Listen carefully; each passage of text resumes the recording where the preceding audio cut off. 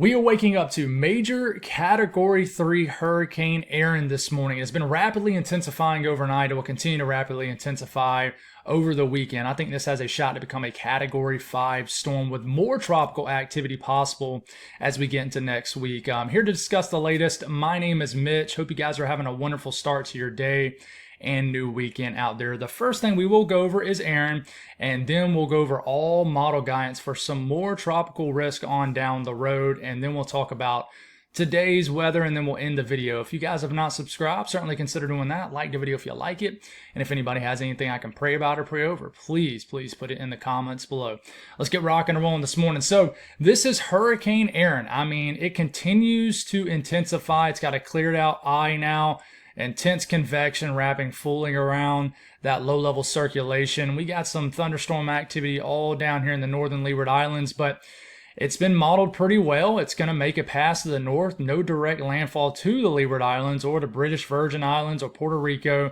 This thing will continue to head, west, northwest, and eventually hook a hard turn north and begin to move away from all of the greater Antilles. And then we have to watch Bermuda in the East Coast. But all model guidance right now pointing to just a curve and missing everybody. But guys, this is an intensifying hurricane, a rapidly intensifying hurricane, and there's just, you can tell by the cold cloud tops wrapping around that low-level circulation. This is a very, very healthy hurricane. So let's go over the latest from the National Hurricane Center. It is a 120 mile per hour Category 3 major storm, forecast to get even stronger, to continue to rapidly intensify. And they're saying by 2 p.m. this afternoon, it is a Category 4 150 mile per hour storm, and then still the same by 2 a.m. tonight, and then we get into tomorrow afternoon, maybe a little weakening, but still a Category 4 storm all the way through Monday afternoon. And then I do expect some weakening. Well, they expect some weakening over the next several days as we get into the early to middle portion of next week. But I do think this has a shot to become a Category 5 hurricane somewhere in this area. And guys, I would not be surprised if this becomes a Category 5 hurricane sometime today. This thing is rapidly intensifying, and we've seen some wild stuff happen when these hurricanes get in a crazy good environment like Erin is right at this second. So peak intensity right now 150. But I could see this becoming a Category 5 storm. So let's go over some model guidance. And listen, most models are locked in to this not making a direct landfall for anybody. So I just want to say that right at the dot. I don't want to create any unnecessary worry or anything like that. But let's go over the hurricane model that's verifying the best right now. All models are verifying too weak with this system. Right now, I believe it's a 955 millibar low. And the model that's verifying the best is the H-Wharf model, and is still verifying just about 7 millibars too weak. So 962, where does it take this system? I always like to go, when we have a changing situation, I like to go with the model that is starting off with the closest millibar to the actual system. I think that's the smartest thing to do.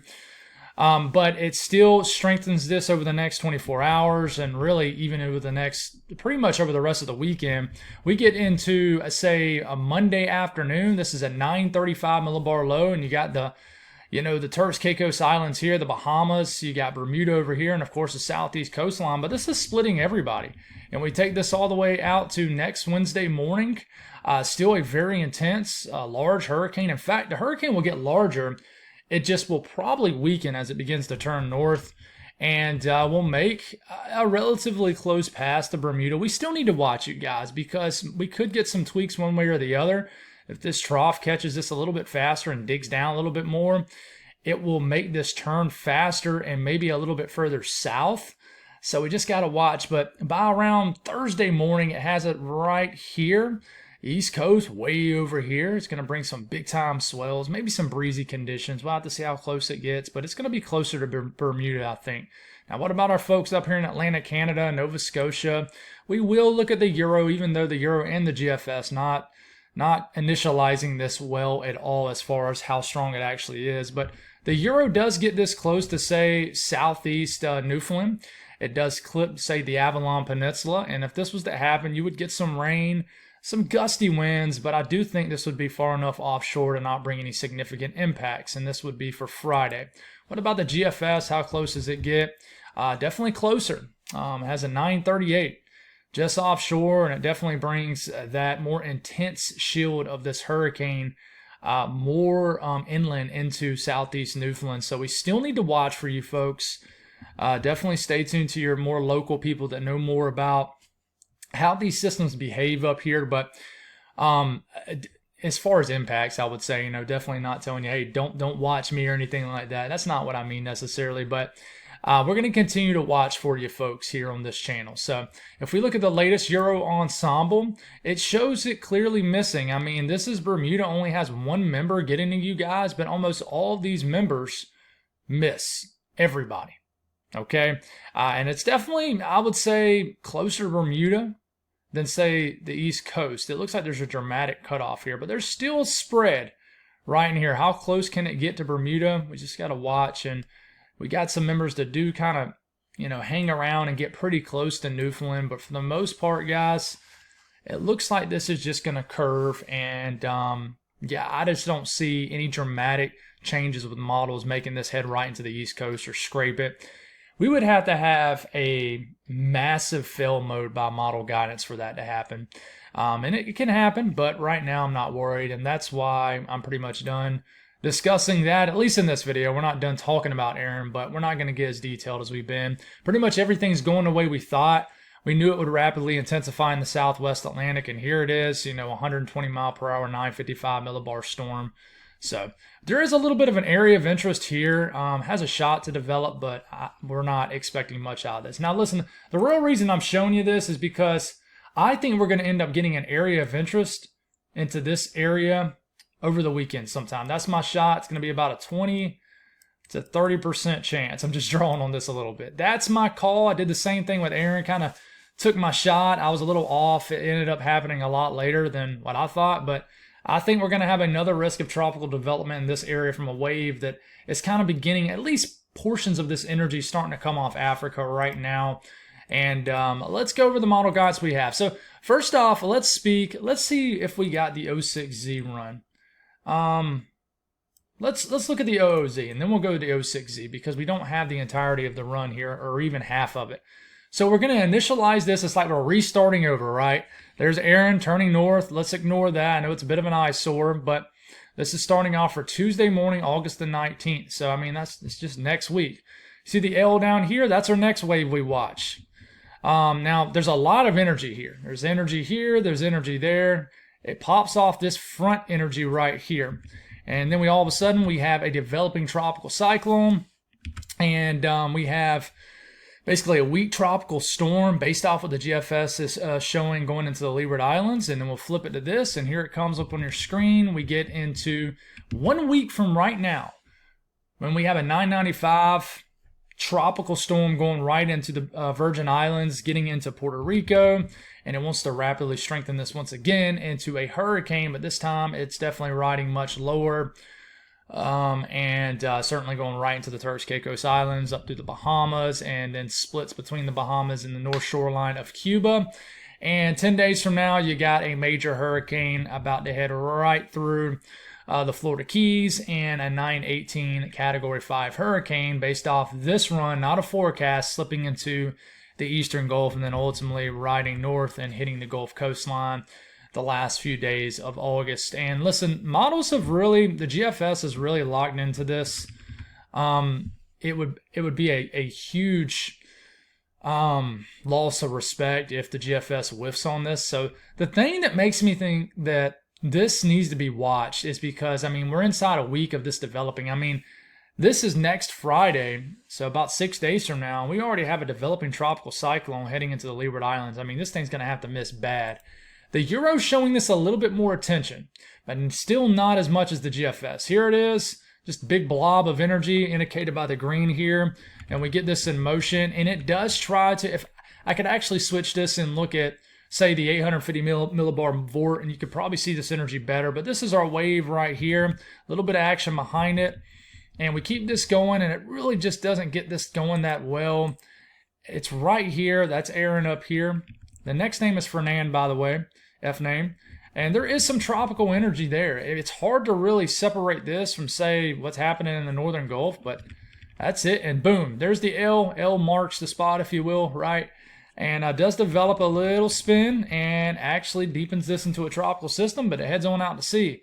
So we got to watch. The Euro does latch onto the energy. It just doesn't show it as much tension in the shorter term than the GFS. So what about the Euro AI model? Here it comes, has the wave too, but it's following its brother, the Euro, and keeping it weak and keeping it kind of further out in the South Atlantic. One thing I want to watch kind of 10 days from now, or 7 to 10 days from now, is a cold front that could dig down the eastern U.S. We'll talk more on that as we move along, but that could definitely have a steering influence on this potential next tropical wave.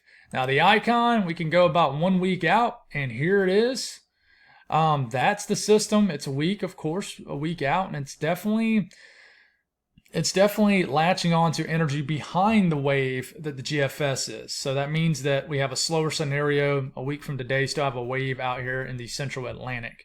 Now, what about the GFS? We got about 132 hours of it. Let's see if it latches onto that wave also. There goes Erin exiting the region. Here comes our wave showing up. And the reason I'm doing this video so late is because I have a car appointment in less than an hour. So that's why I'm kind of knocking this one out. And I don't have the entirety of the GFS run. But you can already tell that the GFS looks a little weaker this run. So it has the energy getting right here, right? And if we look at the run prior. So there is a trend just for energy here. Now, even though this energy looks weaker, this could very well take off once it gets into the Caribbean, somewhere in the Southwest Atlantic. If it was the slip there, the Gulf, whatever it may be. And let's see if we do have any more model guidance. Sometimes Weather Bell runs a little bit faster, and let's see if we got it. Let's go down here. Let's go to Caribbean. And yeah, I mean, we got a little bit more, but still weak. It looks like we have a central pressure, maybe 1,008. So there's something slipping into the region. You can probably see it the better way here when we look at the low level energy. Yeah, I mean, that's a solid wave slipping into the Caribbean, and you don't want no tropical waves getting into this area. So my bet would be that this would probably develop if we had the rest of the run, and we might flip back to it here in a second. But listen, we can sit here and say that this is the tropical wave, and it might be right here, kind of still halfway over Africa and halfway over the Atlantic now. Well, we could say this is, but in general, I would just watch any energy in this area that comes off and makes its way this way. You don't want to just centralized kind of a wave when it could be just some sort of vort could latch on to any tropical energy in what we call the monsoon trough. But this is the energy coming off Africa now. It's not that we're gonna totally forget about Erin because we still need to watch it, but I do agree with some of the comments. There's some comments saying, oh, just forget about Erin. We got to focus on the next system. Well, Erin has been a good sort of refresher for me. I can speak for myself with just explaining the tropics again. It's really got the blood flowing as far as getting very detailed about the environmental conditions, the steering current. So it's kind of primed us up for the next system to break it down. So if you look at the Euro ensemble, it's going to be hard to see because you got so much clutter from Erin. So ignore all this, but you can see a lot of straggler members right into here. It's going to make the screen pretty small here, but you see some L's right in here slipping into the Bahamas. So we got some members from the tropical wave off the Euro ensemble. Now, what about the GFS ensemble? It shows a big spread. You got, some members, and please ignore like this area. Oh, that's not a good color. Ignore this area right here. That's Erin. But you got some members right here latching onto some wave. You got some in here. Now, this is a pretty solid signal for some sort of tropical activity getting going on the GFS ensemble, just because it only makes up 21 members. The Euro ensemble makes up 51. So, I mean, this is a pretty solid signal for something getting going. But that's it. The spread is pretty large. I mean, we got some fast members. We got some members back over here. So, I really think we need to watch for sure back here. I mean, that I really do. And let's see if we got any more of this run. And let's switch it to this, to that.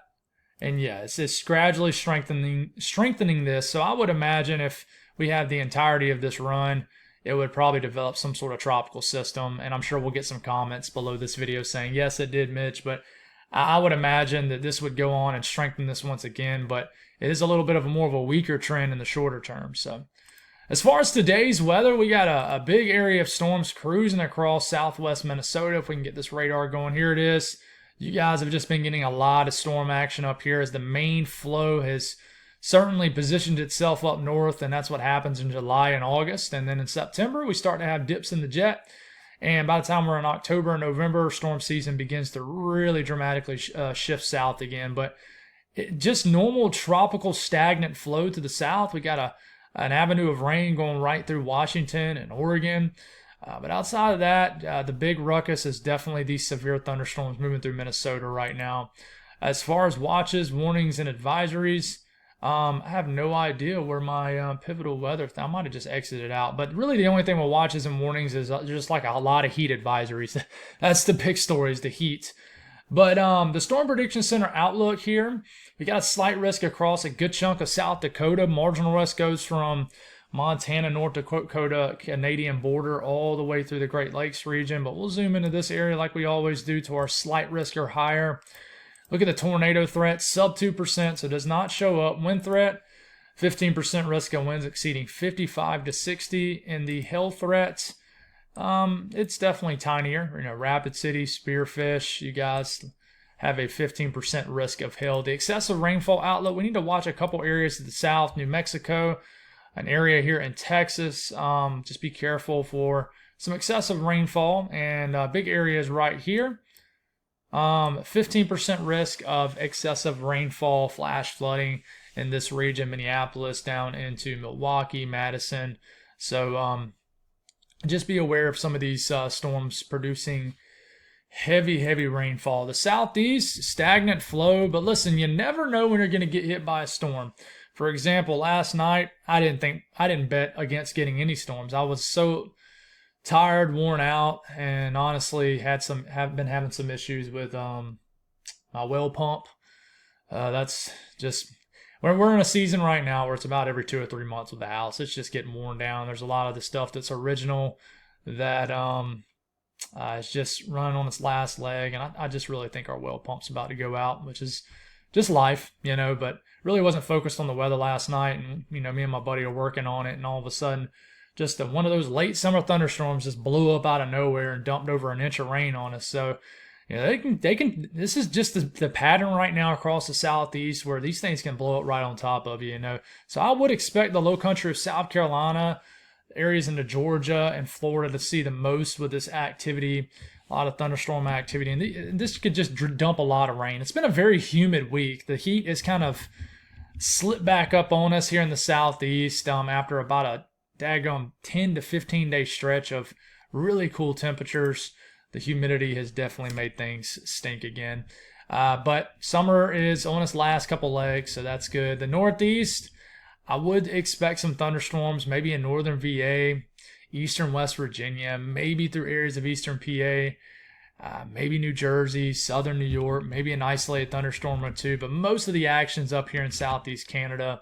I do think we wake up tomorrow morning to just more of a pattern that would support more widespread rain and storms. The south central U.S., just watch out for some moisture kind of dancing around, moving around, slow down here. But you know, the HRRR model doesn't show a whole lot of anything really at all. But there is a moist flow going through Colorado. But the north central U.S., big area of storms will continue to rapidly move into Wisconsin, UP of Michigan as we get into about midday.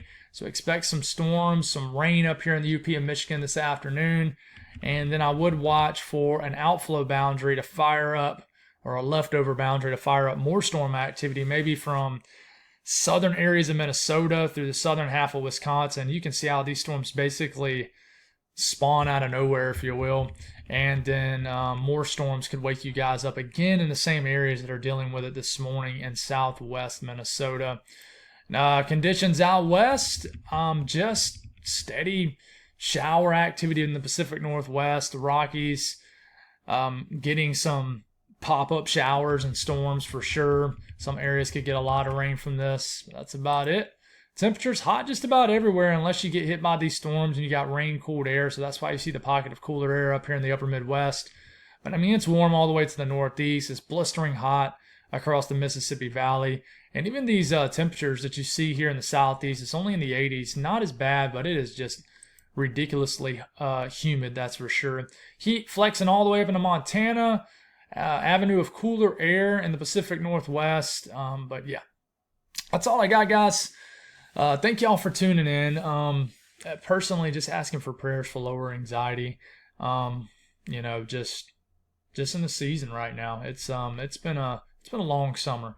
But you know, everybody's going through something, that's for sure. And I always try to keep that perspective in mind. Just asking for prayers that our well pump does not go out right now, and if it does, it goes out in a time where we're prepared. Not like, I guess no time is the right time for a well pump to go out, but I'm now paranoid to even turn my water on because all of a sudden I think that it's just going to not turn on, and you know, not having water's certainly stinks, but is what it is. People are going through much worse stuff, but just asking for prayers for lower anxiety about that.